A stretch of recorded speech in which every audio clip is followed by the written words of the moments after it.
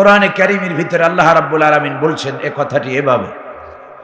আল্লাহ রাব্বুল আলামিন বলেন, وعلى الله قصد السبيل ومنها جائر ولو شاء لهداكم أجمعين।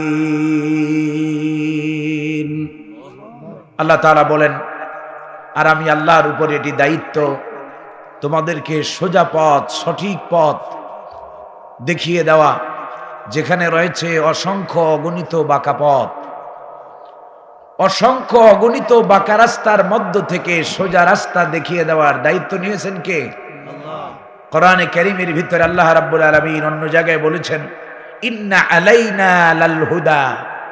আল্লাহ তাআলা বলেন, হেদায়েত দেওয়া এটি আমি আল্লাহর কাজ। হেদায়েত দেওয়ার দায়িত্বটা কার?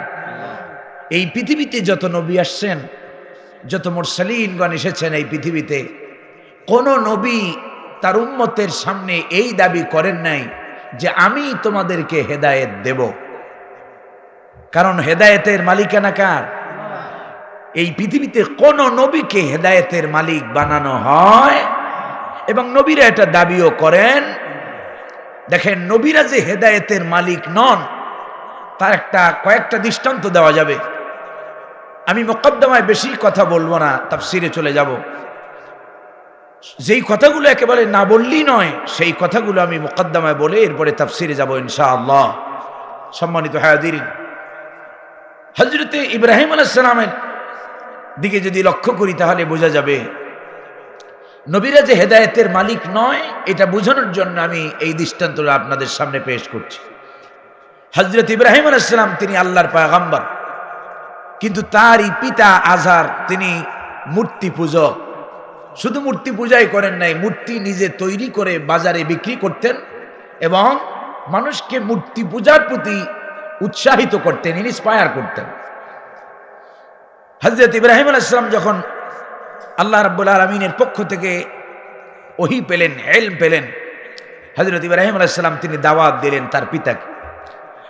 হযরত ইব্রাহিম আলাইহিস সালাম দাওয়াত দিতে গিয়ে বললেন, কোরআনে কারীমে হযরত ইব্রাহিম আলাইহিস সালামের দাওয়াতকে কোট করেছে আল্লাহ রাব্বুল আলামিন। বলেন, হযরত ইব্রাহিম আলাইহিস সালাম তার পিতার সামনে দাওয়াত পেশ করলেন, বললেন, ইয়া আবাতি قد جاءني من العلم ما لم يأتك فاتبعني أهدك صراطا سويا।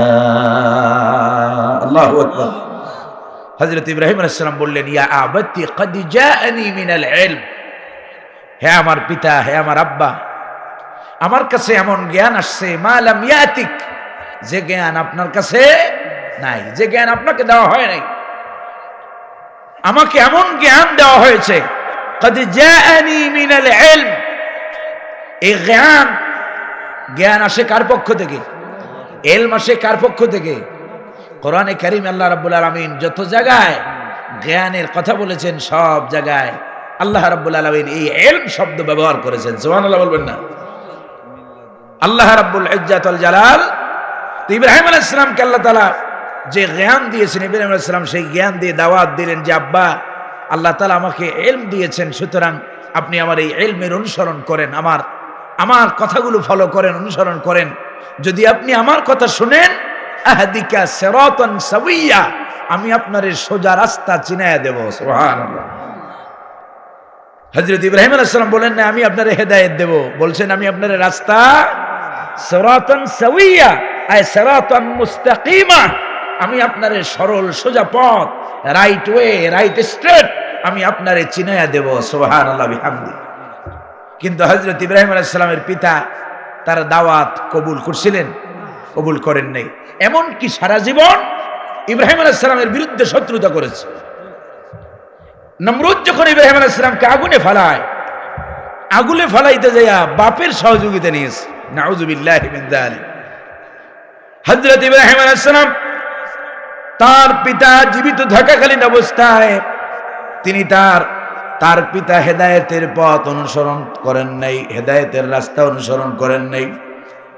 কারণ হেদায়েতের একচ্ছত্র মালিকানা কার? আল্লাহ রাব্বুল আলামিন হেদায়েতের জন্য তাকে কবুল করেন নাই। এবারে আসলে আরেকটা দৃষ্টান্ত দেই। হাত্তা নবিয়ুনা হাবিবুনা খলিলুনা মুরশিদুনা কুদওয়াতুনা মুহাম্মাদুর রাসূলুল্লাহ সাল্লাল্লাহু আলাইহি ওয়াসাল্লাম, রাসূলুল্লাহর কলিজার টুকরা চাচা আবু তালেব, এই ইসলাম প্রতিষ্ঠার ক্ষেত্রে যার অবদান অনেক অনেক, এই আবু তালেব যখন ইন্তেকাল করবেন রাসূলুল্লাহ বললেন কানে কানে, চাচাজি অন্তত পক্ষে ইন্তেকালের পূর্ব মুহূর্তে আপনি আমার কর্ণকুহরে একবারের জন্য শোনায় দেন লা ইলাহা ইল্লাল্লাহু মুহাম্মাদুর রাসূলুল্লাহ সাল্লাল্লাহু আলাইহি ওয়াসাল্লাম। চাচা বললেন ভাতিজা, চাচা হিসেবে ভাতিজাকে সাহায্য করা, সহযোগিতা করা, এটা ছিল আমার দায়িত্ব। এটা দিস ইজ মাই রেসপন্সিবিলিটি, এটা ছিল আমার দায়িত্ব। কিন্তু এই ইন্তেকালের সময় আমি যদি ঈমান আনি, তাহলে আমার জাতি আমার বিরুদ্ধে কটু কথা বলবে, মন্দ কথা বলবে, বলবে এই লোকটা মরার আগে তার নাক দিয়ে গেছে, এই লোকটার নাক কাটা গেছে। নাক কাটা গেছে, নাকের অর্থ বোঝেন? নাক কাটার অর্থ বোঝেন? আমাদের বরিশালে কারো ছেলে মেয়েতে যদি কোনো অনৈতিক কাজ করে, কৌমুখের ছেলেটা এমন একটা কাজ করলো, একেবারে বেটার নাক কাটা গেছে। তার মানে হলো নাক হলো সম্মানের প্রতীক। নাক কিসের প্রতীক? সম্মানের প্রতীক, মর্যাদার প্রতীক। এই জন্য হাদিসের ভিতরে নাকের দৃষ্টান্ত আসে। রাসূল বলেন রগিমা আনফুহু, রগিমা আনফুহু, রগিমা আনফুহু, তার নাক ধুলায় দূষিত হোক, তার নাক ধুলায় মলিন হোক। কার নাক? যাই হোক, ওটা আবার অন্য আলোচনা। রাসূলুল্লাহ বলেন যে ব্যক্তি তার পিতামাতাকে পাইল জীবিত অবস্থায়, ওয়ালাম ইয়াদখুলিল জান্নাহ, অথচ জান্নাতে প্রবেশ করতে পারলো না, ওই লোকটার নাক ধুলায় মলিন হোক। নাউযুবিল্লাহি মিন যালিক। তো যাই হোক, বিশ্বনবী সাল্লাল্লাহু আলাইহি সাল্লামের দাওয়াত আবু তালেব গ্রহণ করেন নাই, কারণ হেদায়েতের মালিকানা কার? আল্লাহ রাব্বুল আলামিন বিশ্বনবীকে পরবর্তীতে সান্ত্বনা দিয়েছেন, বিশ্বনবীকে অভয় দিয়ে আল্লাহ তাআলা জানিয়ে দিয়েছেন, ও আমার হাবিব ইন্নাকা লা তাহদি মান আহবাবতা, ও নবী আপনি যারে মহব্বত করেন, আপনি যারে ভালোবাসেন, আপনি চাইলেই তারে হেদায়েত দিতে পারবেন না। আরেক জায়গায় আল্লাহ রাব্বুল আলামিন বলেন ওয়ালাকিন্নাল্লাহা ইয়াহদি মান ইয়াশা। আল্লাহু আকবার। বরং আমি আল্লাহ যারে চাই তারে হেদায়েতের রমিও সুধা পান করায়া দেই। সুবহানাল্লাহ বিহামদিহি। তো হেদায়েতের মালিকানা কার? এই পৃথিবীতে যত নবী আসছেন, সব নবীরা, কোন নবী এই দাবি করেন না আমি তোমাদের হেদায়েত দেব। বরং নবীদের কাজটাকে বলা হয়, উলামায়ে কেরাম যারা আছেন তারা বুঝবেন, নবীদের কাজকে বলা হয় ইরাআতুত তারিক। নবীরা রাস্তা দেখাই দিয়েছেন। নবীরা কি বলেছেন? রাস্তা দেখিয়ে দিয়েছেন। নবীরা হেদায়েতের মালিক ছিলেন। হেদায়েতের একচ্ছত্র মালিকানা কার?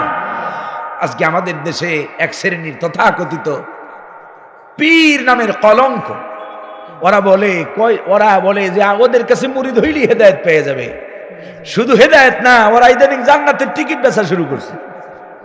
দেখেন না, যারে তারে জান্নাতি বানায় দেয়, যারে তারে জান্নাতি বানায় দেয়। এই পৃথিবীতে নবীরা পর্যন্ত কাউরে জান্নাতি বলতে পারেন নাই যতক্ষণ পর্যন্ত না আল্লাহ রাব্বুল আলামিন মানুষকে জান্নাতি বলে ঘোষণা দিয়েছেন। ঠিক কি না?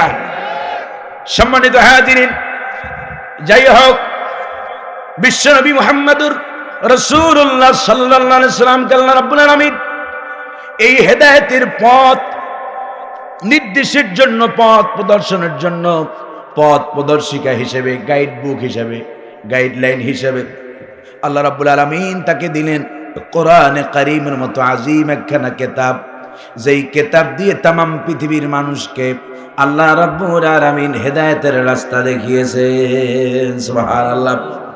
আল্লাহ রাব্বুল আলামিন বলেন আলিফ লাম রা কিতাবুন আনজালনাহু ইলাইকা লিতুখরিজান নাসা মিনাজ যুলুমাতি ইলান নূর। আল্লাহু আকবার। আল্লাহ তাআলা বলছেন আলিফ লাম রা, এটাকে হুরুফে মুকাত্তাআত বলা হয়। এরপরে আল্লাহ তাআলা বলেন কিতাবুন আনজালনাহু ইলাইক, এই কিতাব আমি আপনার প্রতি নাজিল করেছি, অবতীর্ণ করেছি এই জন্যে যেন এই কিতাবের মাধ্যমে লিতুখরিজান নাস, এই কিতাব দিয়েছি তামাম পৃথিবীর মানব গোষ্ঠীর জন্য। কাদের জন্য? শুধু মুসলমানদের জন্য কোরআন নাজিল করা হয়। কোরআনের দাওয়াত হলো for all humanity, for all human being, for all ম্যানকাইন্ডস। এই পৃথিবীতে যারা মানুষ হিসেবে কদবচ্চ হয় তাদের সকলের জন্য আল্লাহ তাআলা নাজিল করেছেন কোরআন। সুবহানাল্লাহ। আল্লাহ তাআলা এই কোরআন দিয়ে বললেন দিলাম এই জন্য লিতুখরিজান নাসা মিনাজ যুলুমাতি ইলান নূর, এই কোরআন দিয়ে আপনি পৃথিবীর মানব গোষ্ঠীকে অন্ধকার থেকে আলোর সন্ধান দেওয়ার জন্যই আমি আল্লাহ আপনার প্রতি নাজিল করেছি কিতাব। এই পৃথিবীর মানব সভ্যতাকে, মানব জাতিকে, মানব গোষ্ঠীকে অন্ধকার থেকে বের করার জন্য আল্লাহ তাআলা বিশ্বনবীকে দিলেন কোরআন। এবং এই কোরআনের মাধ্যমে বিশ্বনবী মুহাম্মদুর রাসূলুল্লাহ সাল্লাল্লাহু আলাইহি ওয়াসাল্লাম, শব্দের দিকে লক্ষ্য করেন, আল্লাহ বললেন দিলাম এই জন্য লিতুখরিজান নাস, মানুষগুলোরে বের করে আনবেন। কোথা থেকে? মিনাজ যুলুমাত, যুলুমাত জামায়ে তাকসীর, উলামায়ে কেরাম যারা আছে তারা বুঝবে কি পরিমাণ অন্ধকার ছিল, পুঞ্জীভূত অন্ধকার। হযরত বললেন অন্ধকার তো অন্ধকার, কত ধরনের অন্ধকার হতে পারে। তদানীন্তন সময় মানুষের, যেই সময়ে কোরআন নাজিল হয়েছে, রিভিল হয়েছে, সেই সময় মানুষের ব্যক্তিতে, পরিবারে, সমাজে, রাষ্ট্রে কোথাও কোনো আলো বলতে যা বুঝায়, শান্তি বলতে যা বুঝায় কিচ্ছু ছিল। সব জায়গায় আগুন দাবানল দাউ দাউ করে জ্বলতেছিল। এই সময়, ইন দিস মোমেন্ট, এই মুহূর্তে আল্লাহ তাআলা নাজিল করলেন কোরআন। এবং এই কোরআনের মাধ্যমে আল্লাহ রাব্বুল আলামিন বিশ্বনবী মুহাম্মদুর রাসূলুল্লাহ সাল্লাল্লাহু আলাইহি ওয়াসাল্লাম, আল্লাহর হাবিব মানুষকে যখন পথ দেখাতে শুরু করলেন, রাস্তা দেখাতে শুরু করলেন, এই কোরআন নাজিলের আগে বিশ্বনবী সাল্লাল্লাহু আলাইহি ওয়াসাল্লাম মানবতার মুক্তির জন্য, মানবতার কল্যাণের জন্য তিনি এই কোরআন নাজিলের পূর্বেও কাজ করেছেন। প্রায় 15টা বছর সাধনা করেছেন, চেষ্টা করেছেন জাতিকে, মানুষকে কিভাবে অন্ধকার থেকে বাঁচানো যায়। সেই সাধনা ছিল তার মন প্রসূত, নিজের ইচ্ছা, নিজের মেধা দিয়ে তিনি সেই সাধনা করেছেন, যার দ্বারা তিনি সফল কাম হতে পারেন নাই। ঠিক কিনা? তার মানে হলো পৃথিবীতে মানুষের তৈরি করা মতবাদ দিয়ে, মানব রচিত চিন্তা চেতনা দিয়ে এই পৃথিবীতে শান্তি প্রতিষ্ঠা করা সম্ভব। যদি এই পৃথিবীতে মানুষের তৈরি করা মতবাদ দিয়ে শান্তি প্রতিষ্ঠা করা যেত, তাহলে বিশ্বনবী জনাব মুহাম্মদুর রাসূলুল্লাহ সাল্লাল্লাহু আলাইহি ওয়াসাল্লাম নবুয়ত পাওয়ার পূর্বে 125 ইয়ার্স ওল্ড, রাসূলুল্লাহর বয়স যখন 25 বছর, তখন তিনি মানবতার মুক্তির জন্য, মানবতার কল্যাণের জন্য তিনি একটি, এই যে এখন এই যে আমাদের যুব সমাজের একটা যুব সংঘ তৈরি করেছে, এই যুব সংঘের প্রবক্তা হলেন নবীনা হাবিবুনা খলিলুনা মুর্শিদুনা মুহাম্মদুর রাসূলুল্লাহ সাল্লাল্লাহু আলাইহি ওয়াসাল্লাম। বিশ্বনবী 25 বছরের সময় হিলফুল ফুজুল নামক সংগঠন করলেন এবং এই সংগঠনের মাধ্যমে আত্মনিবেদিত মানবতাকে মুক্তির জন্য তিনি রাস্তা দেখালেন। 15 বছর সাধনা করলেন।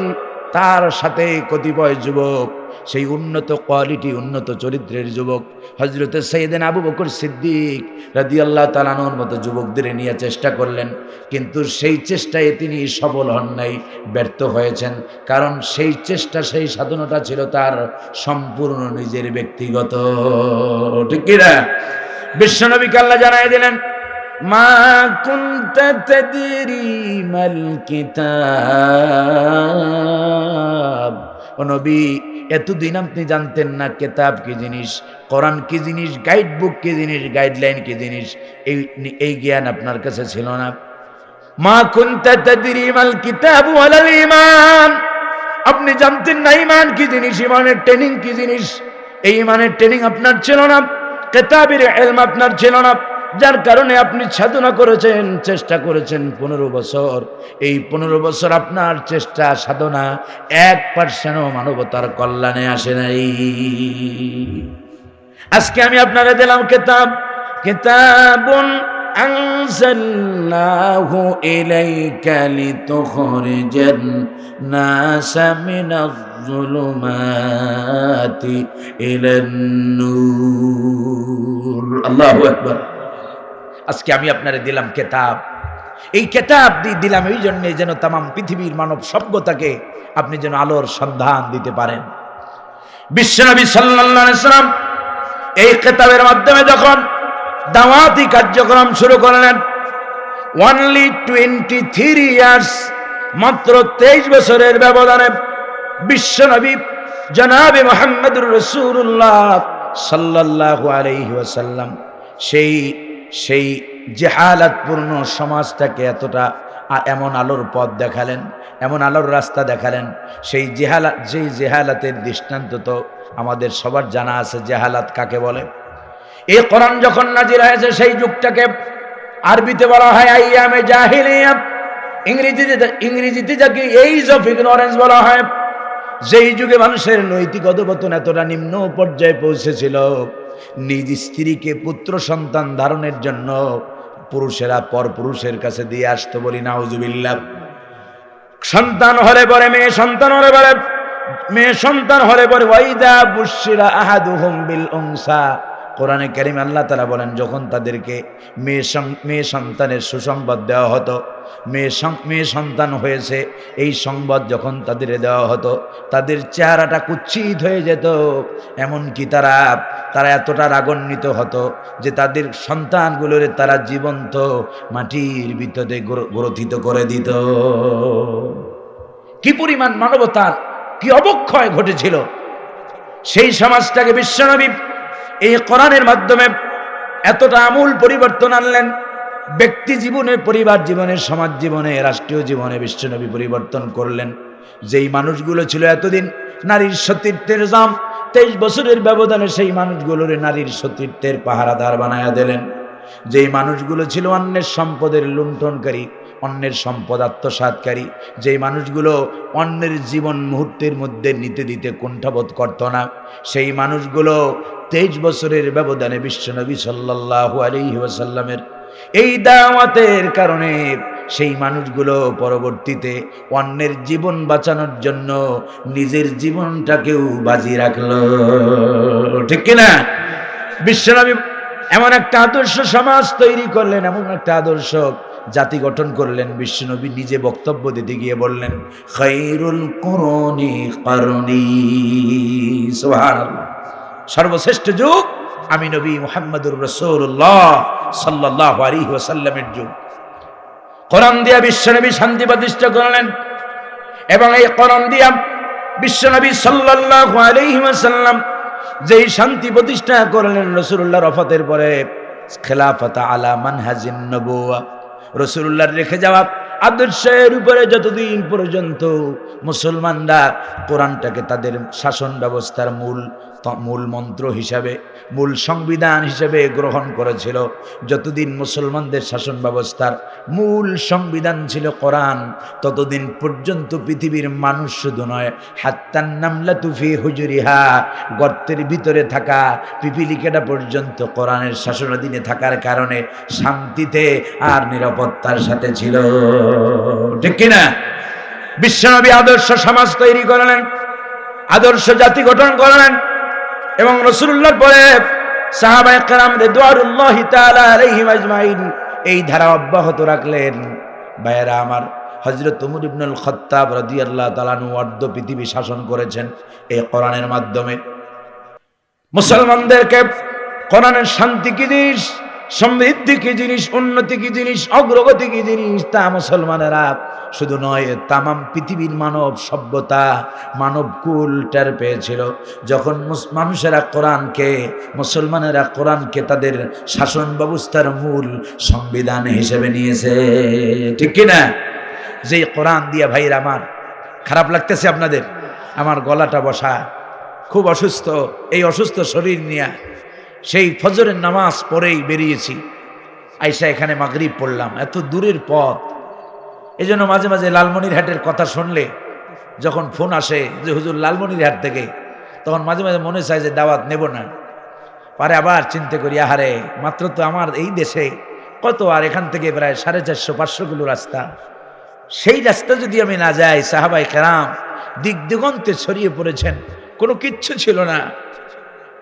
উঠের পিঠে আরোহণ করে, ঘোড়ার পৃষ্ঠে আরোহণ করে সাহাবায়ে কেরাম হযরতে সাদ বিন আবি ওয়াক্কাস রাদিয়াল্লাহু তাআলা আনহু, কথা কর্মে মনে আসলো, হযরতে সাদ বিন আবি ওয়াক্কাস রাদিয়াল্লাহু তাআলা আনহু তিনি তার 60,000 সৈন্য নিয়ে কাদেসিয়ার যুদ্ধের কথা, কাদেসিয়ার যুদ্ধে 60,000 সৈন্য নিয়ে যখন রওনা করলেন আফ্রিকার ভূখণ্ডে ইসলামের পতাকা উড়ানোর জন্য, হযরত সাদ বিন আবি ওয়াক্কাস রাদিয়াল্লাহু তাআলা আনহু সামনে পড়ল টাইগ্রিস নদী, দজলা নদী। আজও পৃথিবীর বিখ্যাত এই টাইগ্রিস নদী। এই টাইগ্রিস নদী বিখ্যাত হওয়ার পিছনে কয়েকটা কারণ, তার ভিতরে অন্যতম একটা কারণ হলো এই পৃথিবীতে যত নদী আছে সব নদীতে যত বেশি স্রোত, এই টাইগ্রিস নদীতে সব নদীর তুলনায় অধিক স্রোত।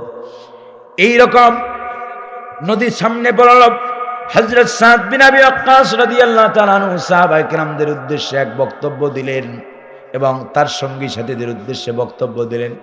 তার সঙ্গী সাথীদের উদ্দেশ্যে বক্তব্য দিতে গিয়া বললেন, ও আমার কোম্পানিয়ান, ও আমার সঙ্গী সাথীরা, মুসলিম মুজাহিদেরা, আপনারা কি চান কালেমার পতাকা, ইসলামের পতাকা লা ইলাহা ইল্লাল্লাহু মুহাম্মাদুর রাসূলুল্লাহ, এই কালেমার পতাকা আফ্রিকার ভূখণ্ডে উড্ডীন হোক, এটা কি চান কিনা? তার সঙ্গী সাথীরা বললেন, আনতা আমিরুনা আনতা রাইসুল জাইশ, আপনি হলেন সেনাপ্রধান, আপনি হলেন আমাদের আমির, আপনি যা করবেন আমরা আপনার কথা ফলো করব।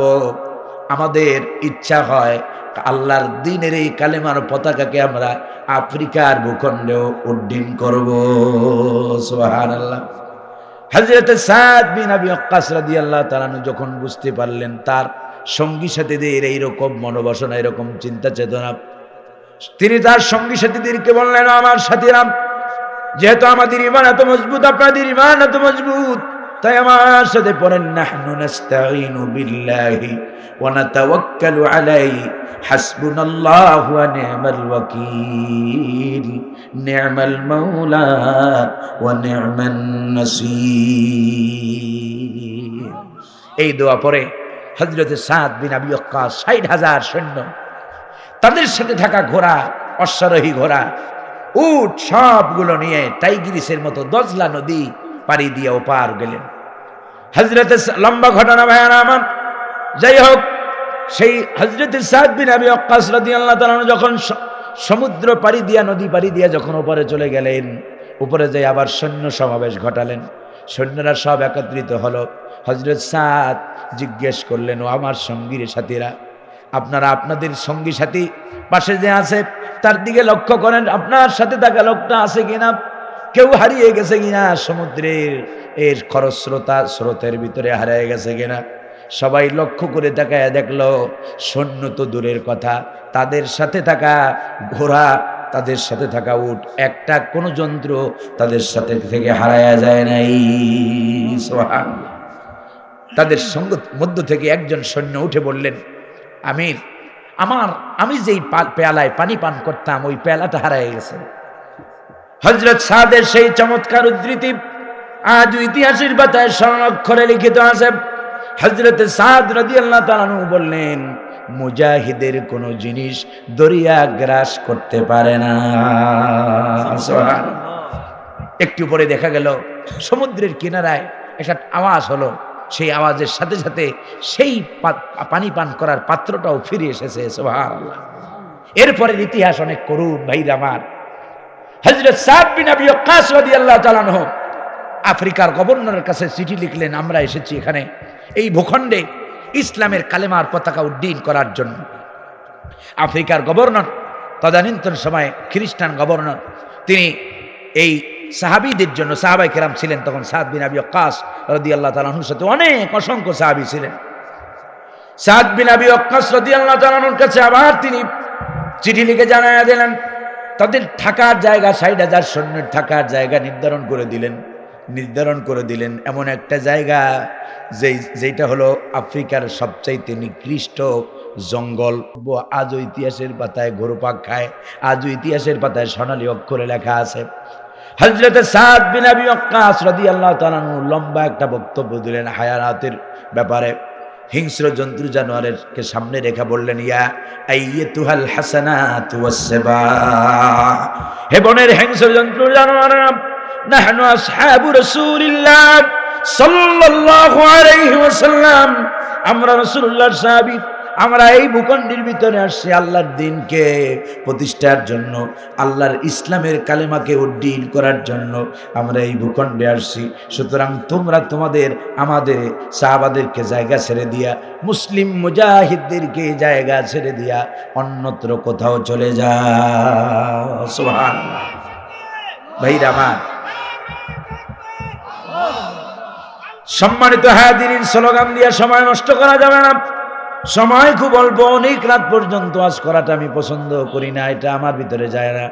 কারণ এই ওয়াজ হলো নফল কাজ, মুস্তাহাব কাজ, মুস্তাহাসান কাজ। এই নফল কাজ করতে যাইয়া বাংলাদেশের অবস্থা হলো অধিকাংশ মানুষ ফজরের নামাজ পড়ে না, ঠিক কিনা?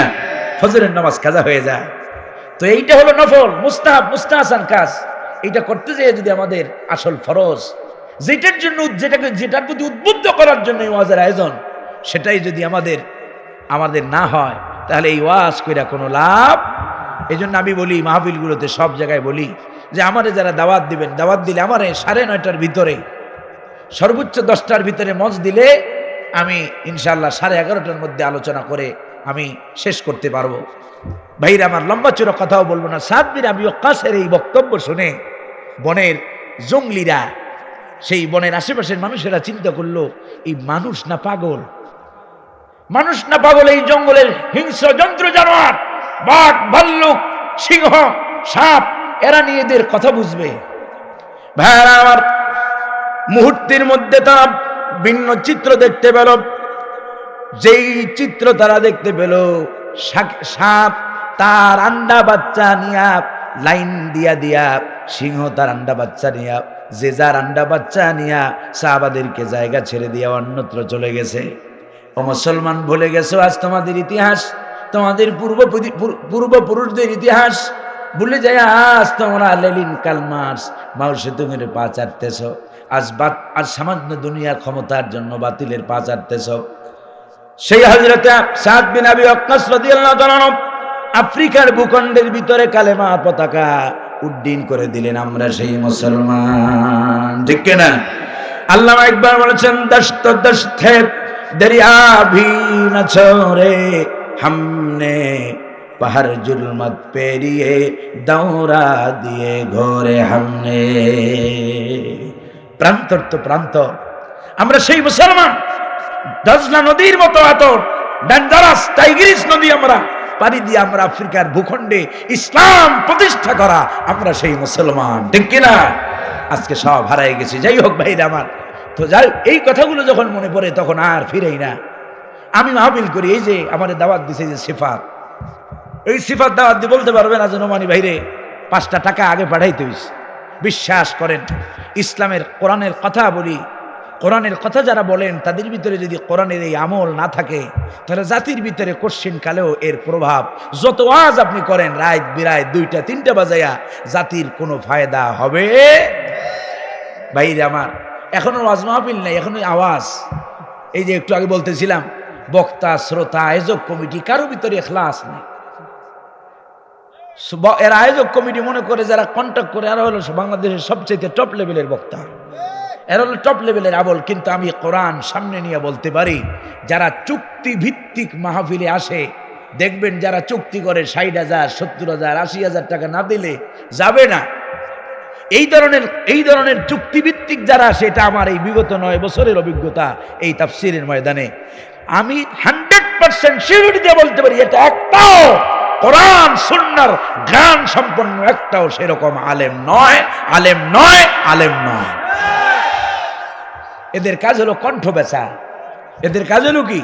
কণ্ঠ বেচে, হ্যাঁ, অমুক তমুক এই সেই। ভাইরা আমার, ওই কিছু বিষয়ভিত্তিক আয়াত পইরা, বিষয়ভিত্তিক কিছু হাদিস পইরা শ্বাস বিশাল অজের ময়দানে নেমে গেছে। নাইমে যখন দেখলো মাশাআল্লাহ এই জাতি তো ভালোই করছে, তখন এই চুক্তি করা শুরু করে দেয়। এই জন্য এই ব্যাপারে আমার কথা হলো, চুক্তি যারা করবে সেই ধরনের আলেমদেরকে বয়কট করতে হবে, তাদের মাহফিলগুলোতে দাওয়াত দেওয়া যাবে। ওই যে একটু আগে বলতেছিলাম, যে বলবে যে আমার ৬০,০০০ টাকা না দিলে গাড়ির চাকা ঘুরবে না, আপনি বলবেন হুজুর আপনারও ঘোরার দরকার নেই, আপনারও ঘোরার দরকার নাই, কারণ আমাদের অঞ্চলে অনেক আলেম আছে। এই রংপুরে আলেম কি কম আছে নাকি?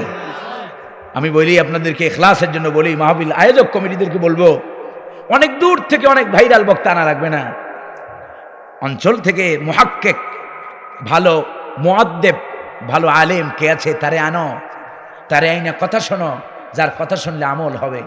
যে ইসলামের শুধু কথা বলে না, যার ভিতরে ইসলামের আমল আছে, যে ইসলামী আন্দোলনের জন্য শুধু কথা বলে না, ওয়াজ করে না, এমন এমন বক্তব্য দেয় মনে হয় ওনারা এখনই ইসলাম প্রতিষ্ঠা করে ফেলাইবে, কিন্তু নিজের ভিতরে নিজে ইসলামের জন্য, নিজের ভিতরে ইসলামের জন্য, ইসলামী আন্দোলনের জন্য কোন চেতনা নিজের ভিতরে কাজ করে। এগুলো হলো সব ধান্দাবাজ। কি বাস? আল্লামা ইকবাল বলেন, ये हाल तेरा जाला है, ये हाल तेरा जाल है, मकसूद तेरा मल है, क्या जब तेरा जाल है, लाखों को अंधा कर दिया। এই যে ভাব ধরছে অমুক তমুক, এখন তো সব বাংলাদেশ ইন্টারন্যাশনাল, এখন সব আন্তর্জাতিক, কেউ জাতীয় নেই। এই বাংলাদেশে আন্তর্জাতিক লেখার মতো যোগ্যতা হাতে গোনা মাত্র 4 থেকে 5 জন আলেমের, 4 থেকে 5 জন আলেম কেবল আন্তর্জাতিক এই কথাটা লিখতে পারে। তার ভিতরে একজন বিদায় হয়ে গেছেন, আল্লাহ তাআলা তার কবরটারে জান্নাতে নূর দিয়া মুনাওয়ার করে দেখ, বলি আমিন। এই পৃথিবীর অন্ততপক্ষে 1/2 দেশ তিনি সফর করেছেন দেখার জন্য না, কোরআনের দিন, আল্লাহর দিন প্রতিষ্ঠার জন্য, আন্দোলনের জন্য, ইসলামের জন্য তিনি দাওয়াত দিয়েছেন, ঠিক কিনা? আর হলো আরেকজন আছে তারই সাথে সফরকারী, সৈয়দ কামালউদ্দিন আব্দুল্লাহ জাফরি, সৈয়দ কামালউদ্দিন আব্দুল্লাহ জাফরি হাফিজাহুল্লাহ। আল্লাহ তাআলা হুজুরের হায়াতকে আমাদের জন্য দীর্ঘ করেন, বলি আমিন। আরো একজন আছেন, তিনি হলেন ডক্টর লুৎফর রহমান। ডক্টর লুৎফর রহমান কওমি অঙ্গনের কয়েকজন আলেম আছেন, আলেম আছেন যারা আলহামদুলিল্লাহ ওয়ার্ল্ডলি এবং আন্তর্জাতিক বিশ্ব যারা দাওয়াত দিয়েছেন। তাদের ভিতরে একজন আছে মাওলানা নজরুল ইসলাম কাসেমি, আর একজন আছেন পটিয়ার প্রিন্সিপাল, বর্তমান রানিং প্রিন্সিপাল মাওলানা ওবায়দুল্লাহ হামজা, আলহামদুলিল্লাহ অনেক বড়, মস্ত বড় আলেম। এরপরে আরো আমার নাম হয়তো আমি জানি না, আরো কয়েক কিছু আলেম থাকতে পারেন। এছাড়া যারা আছে আমি এমনও জানি ভারতে যাই এবার আন্তর্জাতিক লাগায়, বুঝলেন নাই? হ্যাঁ, তো ভারতে যাই আন্তর্জাতিক লাগায়। তো ভাইরা আমার, যাই হোক, ওটা মূল মুখ্য বিষয় নয়। আর আমি নিজেও এটা অপছন্দ করি, আমার নামের সাথে অনেক টাইটেলের দরকার নেই, আমার শুধু নামটা লিখলে আমি খুশি। আর আমি একটা জায়গায় আছি, এই বাংলাদেশে যদি কন্ট্যাক্ট আমি করতাম তাহলে আমি সবার চেয়ে বেশি কন্ট্যাক্ট করতে পারতাম, আমি কারো চেয়ে কম কন্ট্যাক্ট করতাম না। আল্লাহ তাআলা ঢাকা, বাংলাদেশের রাজধানী ঢাকা, ঢাকার রাজধানী গুলশানের মতো জায়গায় আল্লাহ তাআলা রাখছেন, এবং আলহামদুলিল্লাহ সম্মানের সাথে, ইজ্জতের সাথে আল্লাহ রেখেছেন, আল্লাহ রাব্বুল আলামিন। ভাইরা আমার, কিন্তু এই 9 বছরে কেউ কোনো একটা মাহফিল কমিটি, এটা কি কালীগঞ্জ থানা নাকি? এই কালীগঞ্জে অনেক জায়গায় আসছি, আমি অনেক জায়গায় আসছি, এই কয়েকদিন আগেও এসে গেছি, কিন্তু হ্যাঁ অনেক জায়গাতে আমি আসছি এদিকে। এবারে এটাকে কি বলে, গঙ্গাচড়া, হ্যাঁ, দিনে মাহফিল করছি এদিকে, এরপরে রাত্রে করেছি, অনেক এসেছি, পাটগ্রাম পর্যন্ত গিয়েছি, পাটগ্রামও মাহফিল করেছি। কয়েকদিন আগে পাটগ্রাম থেকে ফোন দিয়েছে একটা ডেটের জন্য, যাই হোক যেতে পারি নাই। সম্মানিত হাজিরিন, তো মূল কথা হলো, দাওয়াত যারা দিবে, ইসলামের কাজ যারা করবে, কোরআনের দাওয়াত যারা দিবে, তাদের কি বৈশিষ্ট্য হবে, কোরআন কি বলছে শুনুন। আল্লাহ রাব্বুল আলামিন বলেন, এই পৃথিবীতে সবচাইতে শ্রেষ্ঠ কথাগুলো কার? আল্লাহ রাব্বুল আলামিন কোরআনে কারীমের ভিতরে বলেন, ওয়ামান আহসানু মিনাল্লাহি কিলা।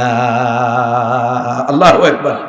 আল্লাহ বলেন, আমি আল্লাহর কথার চাইতে সুন্দর কথা। আহসানু ইসমে তাবদীল, ইসমে তাবদীল। আল্লাহ বলেন আমি আল্লাহর চাইতে অধিক সুন্দর কথা, সুপারলেটিভ ডিগ্রি, যারা ইংলিশ শিক্ষিত আছেন, আল্লাহ তাআলা বলেন ওমান আহসানু মিনাল্লাহ, আমি আল্লাহর চাইতে কথায় অধিক সুন্দর কথা আর কেউ বলতে পারে?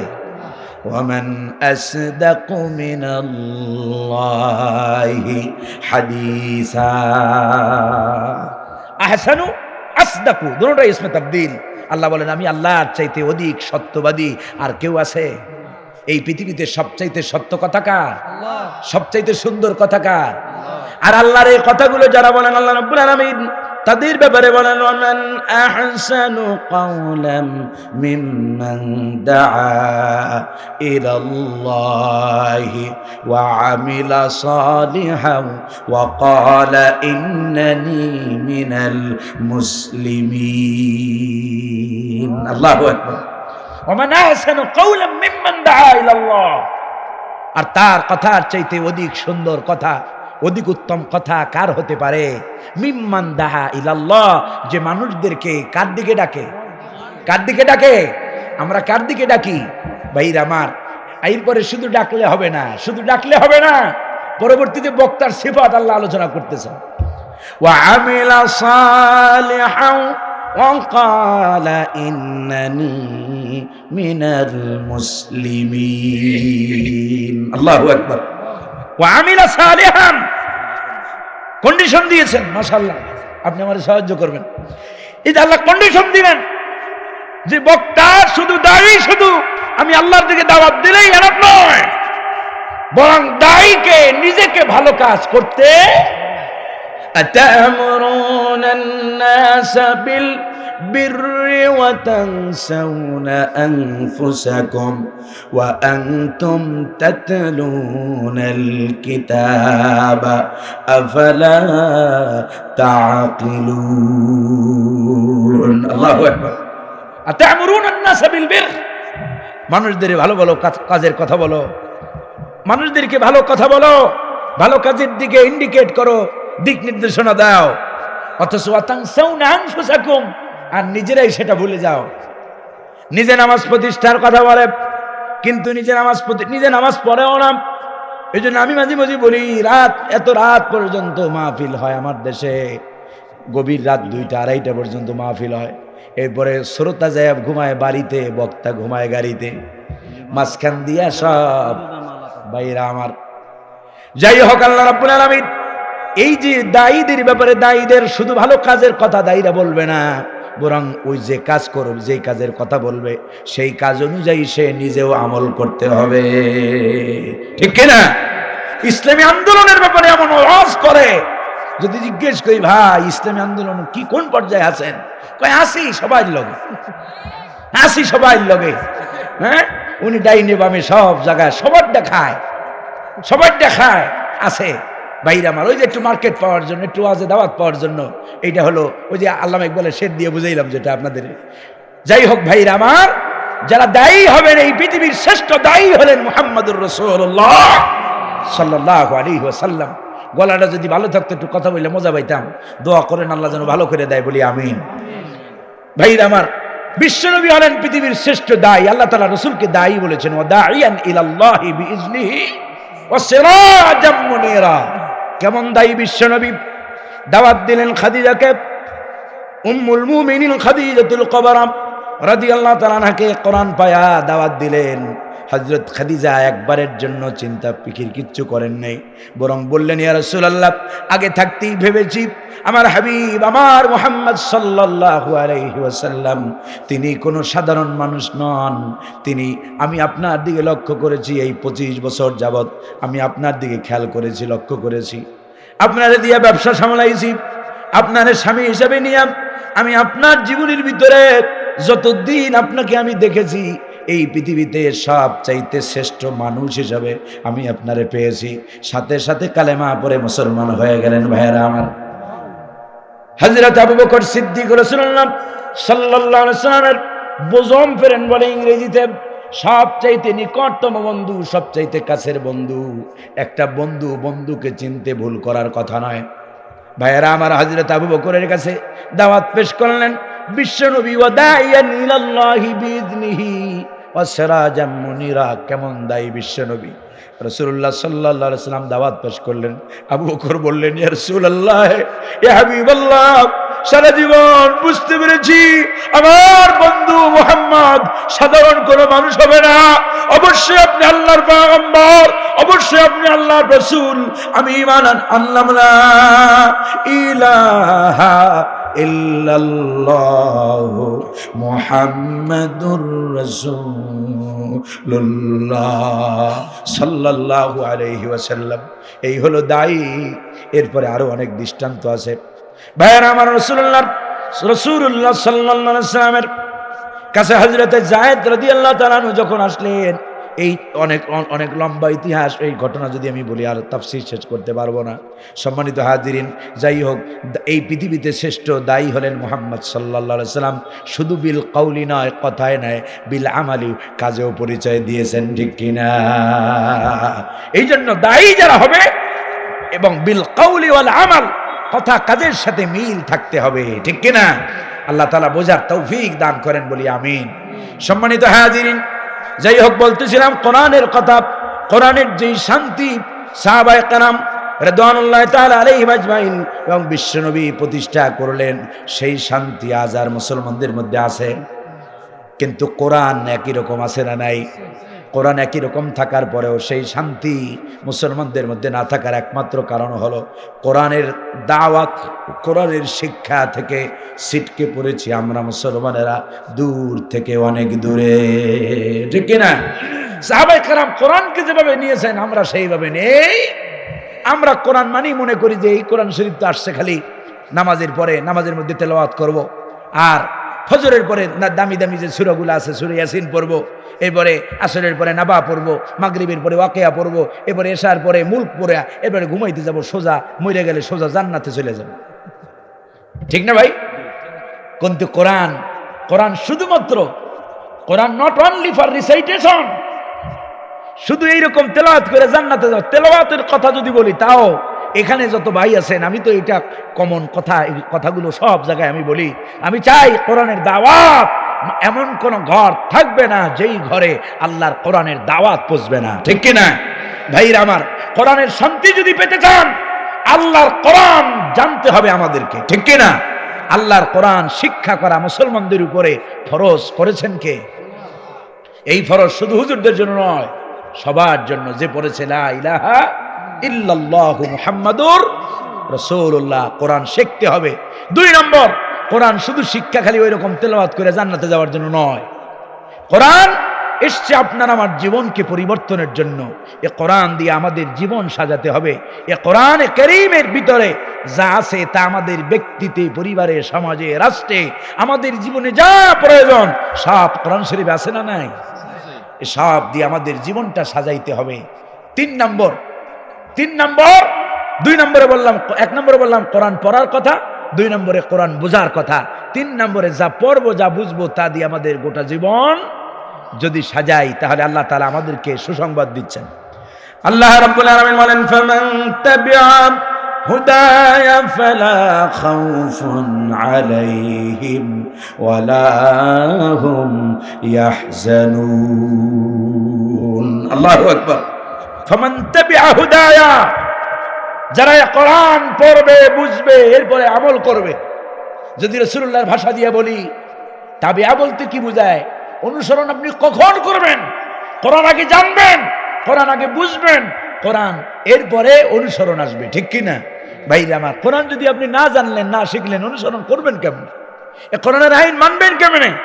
এই জন্য গতকালকে বলতেছিলাম ইলমের ফজিলত সম্পর্কে, সেখানে বলতেছিলাম পাবনাতে, যে এই পৃথিবীতে কোনো ধর্ম, কোনো জীবন ব্যবস্থা, ইন দিস মোমেন্ট, এই মুহূর্তে পৃথিবীতে ধর্মের সংখ্যা প্রায় 4,500। কত হাজার? ধর্ম বোঝেন? হ্যাঁ, এই যে হিন্দু, বৌদ্ধ, খ্রিস্টান, মাজুসি, চাকমা, মারমা, গারো, সাঁওতাল, ত্রিপুরা, এই ধরনের পৃথিবীতে ধর্ম যেগুলো আছে, সব ধর্মের সংখ্যা প্রায় 4,500-এর উপরে। এই পৃথিবীর কোনো একটা ধর্ম, কোনো একটা জীবন ব্যবস্থা জ্ঞান অর্জনকে এতটা বেশি প্রাধান্য দেয় নাই যতটা প্রাধান্য দিয়েছে ইসলাম।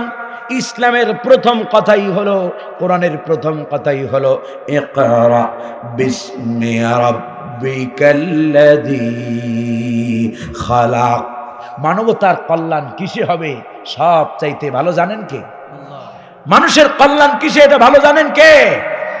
ভাইয়েরা আমার, মানবতার কল্যাণের জন্য, মানবতার মুক্তির জন্য আল্লাহ রাব্বুল আলামিন কোরআন যখন নাজিল করেন, এই কোরআনের প্রথম শব্দ আল্লাহ তাআলা রসুলকে বললেন না কুল লা ইলাহা ইল্লাল্লাহ, রসুলকে বললেন না আকিমিস সালাত, রসুলকে কোনো কথা না বলে আল্লাহ প্রথম শব্দটাই কোরআনের ভিতরে দিয়ে দিলেন ইকরা, পড়ো জানো। তার মানে জীবন গঠনের জন্য, জীবন সাজানোর জন্য আগে জানতে হবে, আগে পড়তে হবে, আগে বুঝতে হবে, তারপরে মানতে হবে, ঠিক কিনা? ইমাম বুখারী রাহমাতুল্লাহ আলাইহি আসহহুল কুতুবি বা'দা কিতাবিল্লাহ, আল্লাহর কিতাব কোরআন শরীফের পরে এই পৃথিবীতে সর্বশ্রেষ্ঠ সহিহ যে কিতাব হাদিসের, সেটার নাম হলো as-সহিহুল বুখারী। as-সহিহুল, এই বুখারী যিনি মুসান্নিফ, রাইটার, যিনি প্রণেতা, এই বুখারীর, ইমাম বুখারী রাহমাতুল্লাহ আলাইহি বুখারীর ভিতরে একটি বাব এনেছেন, বাবুল ইলমি ক্বাবলাল কাউলি ওয়াল আমাল। বাবুল ইলমি ক্বাবলাল কাউলি ওয়াল আমাল, কোন কাজ করার পূর্বে সেই বিষয়ে, কোন কথা বলার পূর্বে সেই বিষয়ে জ্ঞান অর্জন করা, কোন কাজ করার পূর্বে সেই বিষয়ে জ্ঞান অর্জন করা। দৃষ্টান্ত দেই, মনে করেন মসজিদে আজান হয়েছে, এখন আজান হয়েছে, আপনি নামাজ পড়বেন, কি পড়বেন?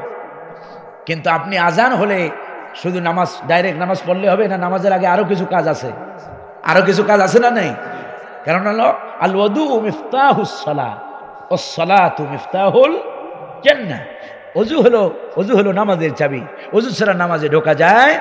কারণ রব্বে কারীমের অর্ডার হলো ইযা কুনতুম ইলাস সালাতি ফাগসিলু উজুহাকুম ওয়া আইদিয়াকুম ইলাল মারাফিক ওয়ামসাহু বিরুউসিকুম ওয়া আরজুলাকুম ইলাল কা'বাইন। আল্লাহু আকবার।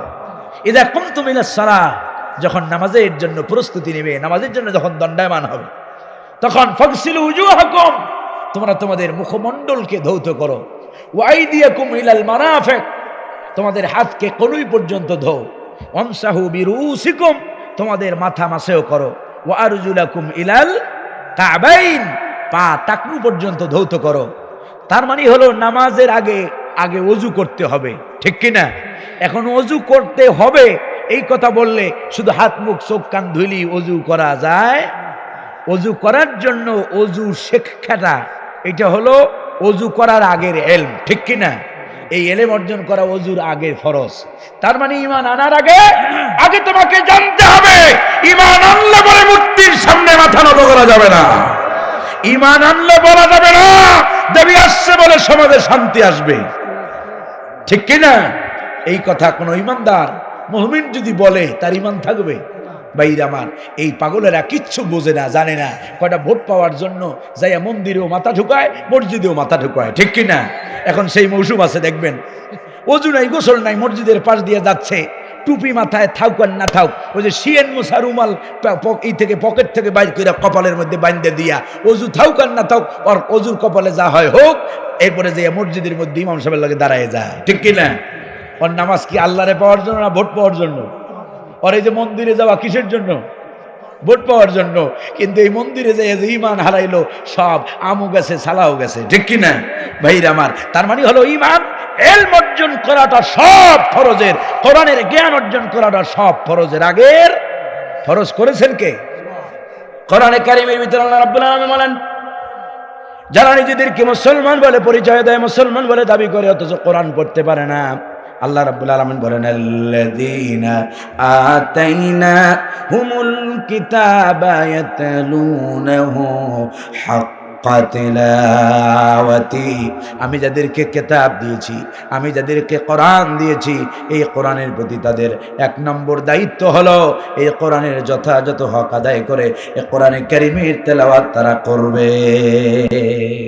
তাহলে কোরআন শিক্ষা করাটা এক নম্বর ফরজ। দুই নম্বর, কোরআন বোঝাটাও ফরজ করেছেন কে?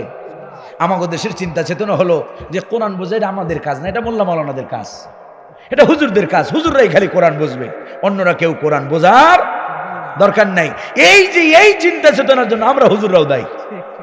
আমরা মনে করি পাবলিক যদি সব কোরআন জানিয়ে যায় তাহলে তো আমার ক্ষমতা শেষ, ঠিক কিনা ভাইয়েরা আমার?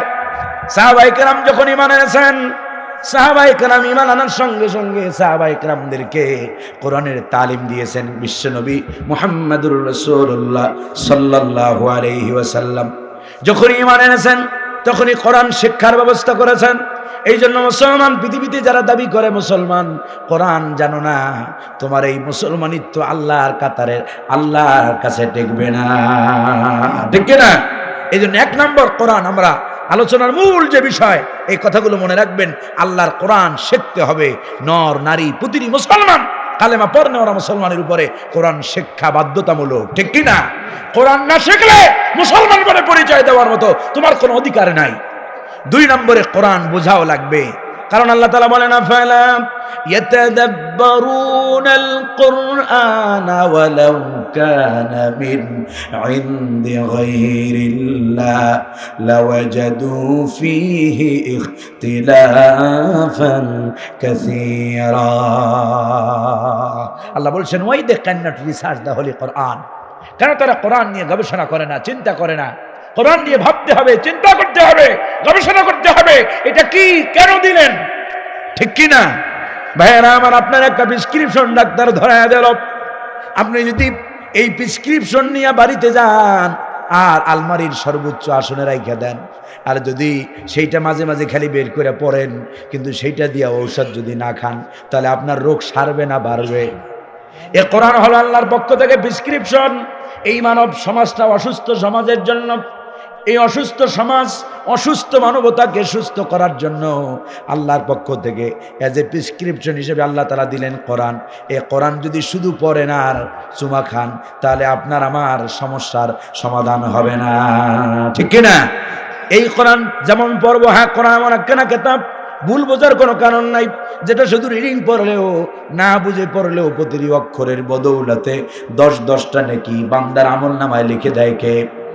তার মাকসুদ। কিন্তু this is not main purpose, এটা আসল উদ্দেশ্য নয়। আসল উদ্দেশ্য হলো এই কোরআন আমাদের বুঝতে হবে এবং এই কোরআনের ভিতরে যা আছে সব আমাদের জীবনে সাজাতে হবে, ঠিক কিনা?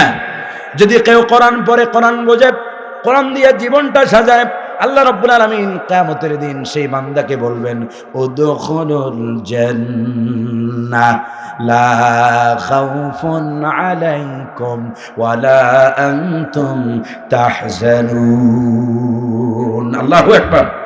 উদখুলুল জান্নাহ, গোলাম জান্নাতে ঢুকে যা। সুবহানাল্লাহ বলবেন না? আল্লাহ বলবেন উদখুলুল জান্নাহ, জান্নাতে যাও, লা খাউফুন আলাইকুম, আজ আর হামলার ভয় নাই, গ্রেফতারের ভয় নাই, মামলার ভয় নাই, ফাঁসির ভয় নাই। লা খাউফুন আলাইকুম ওয়ালা আনতুম তাহজানুন। আল্লাহু আকবার। আজকে আর ভয় নাই, আজকে আর দুশ্চিন্তার কোনো কারণ নাই। আজকে কাউ তোরে গ্রেফতার করতে আসবে? উদখুলুল জান্নাহ, এন্টার দ্য প্যারাডাইস, জান্নাতে ঢুকে যাও। এই সস্তা জান্নাত পাওয়ার জন্য, এই জান্নাত পাওয়ার জন্য ভাইয়ারা আমার, এইরকম সস্তা কাজ দিয়া জান্নাত পাওয়া যাবে না। কঠিন কাজ করতে হবে, কোরআন পড়তে হবে, কোরআন বুঝতে হবে। ফাহাল্লা হালালাহু ওয়া হাররামা হারামাহু, কোরআনের হালালকে হালাল হিসেবে মানতে হবে, হারাম থেকে বেঁচে থাকতে হবে। যদি এই কাজগুলো করতে পারি, আমাদের জন্য অপেক্ষা করতেছে আল্লাহর জান্নাত, ঠিক কিনা? শুধু তেলাওয়াত করে জান্নাত পাওয়া যাবে? আল্লাহ আমাদের বোঝার তৌফিক দান করেন, বলি আমিন। তাহলে ভূমিকার মূল যে কথাগুলো ছিল তা হলো, আসুন আমরা মুখস্থ করে নেই, আমরা কোরআন পড়ব, আমরা কোরআন বুঝবো, আমরা কোরআন প্রতিষ্ঠার আন্দোলনে ঐক্যবদ্ধভাবে শামিল হব ইনশাআল্লাহ। আল্লাহ আমাদের কবুল করেন, বলি আমিন।